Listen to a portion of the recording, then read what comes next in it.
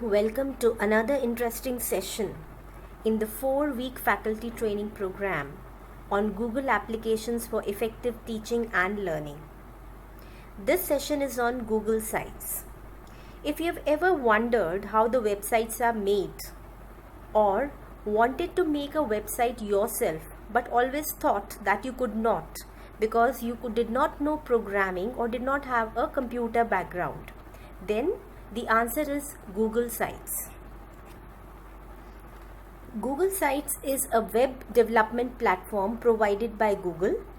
It comes in the form of an app which is part of Google App Store. It is a free service. Why to use Google Sites? As I told you, Google Sites is used for website development. It is very easy to use because it does not require any programming. It uses what you see is what you get editor to create simple web pages where you simply drag and drop various elements of the web page. It supports collaborative work where different Google users can design a website in real time. You can control who can view your website, whether a few people or the entire world. It also acts as a web hosting system so that you do not have to pay for hosting your website.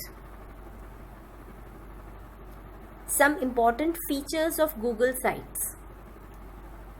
You can create a website from available templates, choose a theme, insert different pages, add calendar, maps, spreadsheets, presentations, images, videos, etc.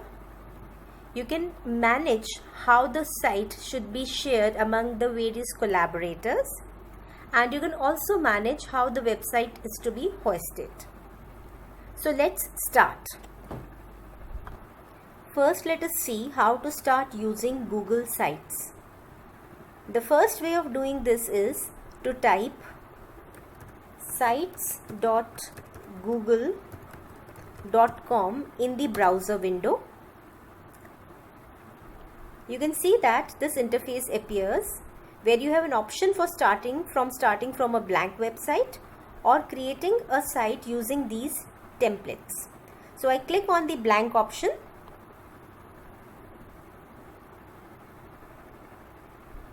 and I get this interface from where I can start creating my Google site.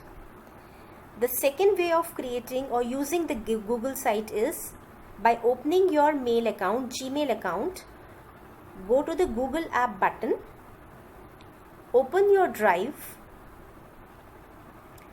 In the drive, when you hit the new button, you have several options. Click on more. Here the Google Sites is there. Click here.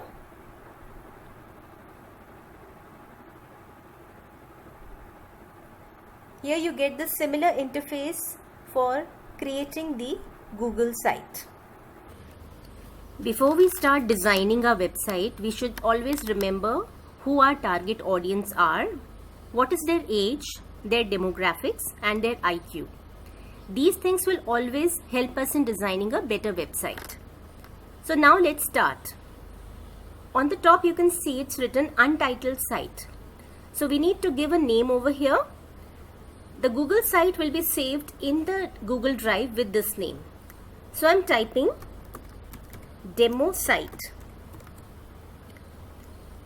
The Google site that I'm creating now will be saved with this name on the Google Drive. The next thing is the site name, which is actually the website name with which my site will be published. This can be the same as the name of the document, or I can give a different name. So I'm typing project over here. Now I can start designing the banner. This thing you see in gray is the banner. The banner can be of different styles. You can see that there are 4 styles available. This is the cover style, the large banner, the banner initial one that we had seen, and title only. So we can select any style that we prefer. Once you've decided on the header type of this banner, I can change the background image of the banner. So in order to change the image, I need to click here, and there are two options, upload or select. I'll be selecting the image from the gallery that is already present in Google Sites. So this is the gallery. It has all the possible designs available. You can select any one design from here, or you can provide a URL of the image that you want to put on the background. Search the image from the net, or if you have albums from which you wish to take the image, it is also possible. The last option is to take the image from your Google Drive. So I'm selecting the image from the gallery itself. Let me say I select this image and click on select. So this is the background that is appearing over here. In the bottom right corner, I have this button which is adjusting the readability. If I click here, it automatically adjusts the readability of the background image of the banner. If I wish to switch it off, I can click here again. You can see a cross sign which says I don't want any adjustment to be done. You can provide the page title. Suppose if I'm designing the project on water, I'll type water over here. So you provided a title for the page. You can do the similar settings for header type and the title in all the pages that you are creating in your Google site. We can also add a logo. This is the button for adding a logo. When I click on this button, I get this particular dialog box. You can upload or select an image to add your logo. So when I click on the upload button, it asks me the location from where the file is to be uploaded, or I can select it from my Google Drive by providing a URL, by doing a search on the web, and so on. But since I do not have a logo now, I am just leaving it. There is another option that is for favicon. Now what is a favicon? Favicon, as you can see above here, that this is the icon that has been given for Google Sites. This icon has been given for the Drive, and this M icon has been given for the Gmail. So if you have your favicon, you can also upload or select the favicons. Always remember that the logo that you select will appear on every page that you're including in the website. Next thing, when you scroll down, you see a add footer button. When you click on this, you get a different section where you can write a footer which will appear always at the bottom of the web pages. The footer is normally included to display the copyright information or some location information. Also, this footer will appear on every page of the website. The last thing about designing is making use of themes which are available in Google Sites.